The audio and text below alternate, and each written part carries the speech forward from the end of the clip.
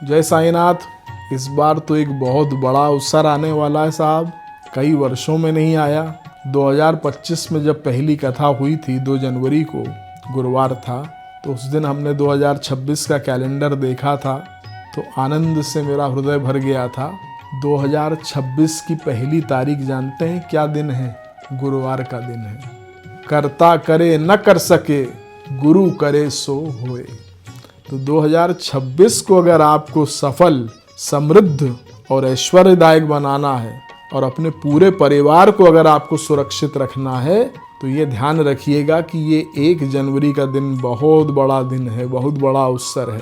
31 दिसंबर तक आप क्या कर रहे हैं मुझे इससे कोई मतलब नहीं है, लेकिन 1 जनवरी का दिन बहुत महत्वपूर्ण है। इस दिन साईं कृपा मंदिर में हमने बाबा की पादुका की पूजा रखी है।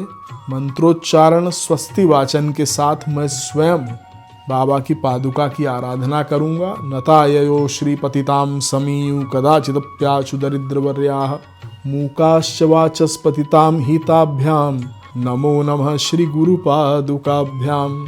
तो बाबा की पादुका की पूजन होगी सबकी रक्षा के लिए, सबकी सफलता के लिए और सबकी समृद्धि के लिए, कि 2026 सबके लिए कल्याणकारी हो। जो कथा में जुड़े 2 जनवरी की अथवा कथा में पधारें या जो किसी भी सेवा के माध्यम से इस पूजन में जुड़े, उन सब के लिए प्रार्थना होगी। आपको बता दें, हम 1 जनवरी को भी कथा रख सकते थे, कोई बड़ी बात नहीं थी, लेकिन हमने 1 जनवरी को कथा नहीं रखी। कथा हमने 2 जनवरी को रखी है, क्योंकि एक और भी बहुत महत्वपूर्ण अंग होता है जल प्रसादम। साल के पहले गुरुवार का जो जल प्रसादम होता है, हमने कई वीडियोस में बताया, इसमें कहीं ना कहीं पूरे वर्ष का आशीर्वाद समाहित होता है।